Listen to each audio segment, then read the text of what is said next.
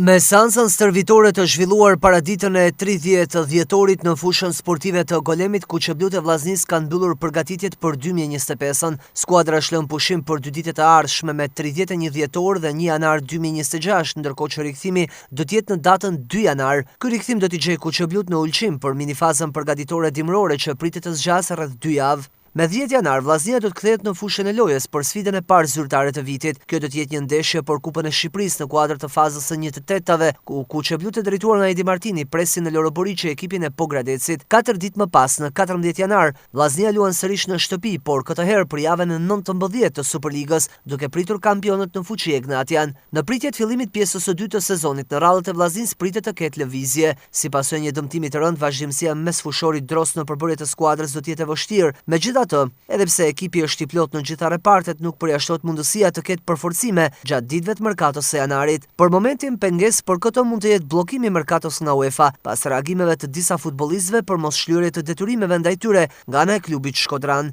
Megjithatë, burime brenda klubit Vllaznia kanë bërë të ditur se një pjesë e detyrimeve janë likuiduar e të tjera janë në proces. Kjo do të thotë se nëse stafi teknik do të ketë kërkesa për përforcime, drejtuesit e klubit do të shohin mundësinë për t'i plotësuar ato.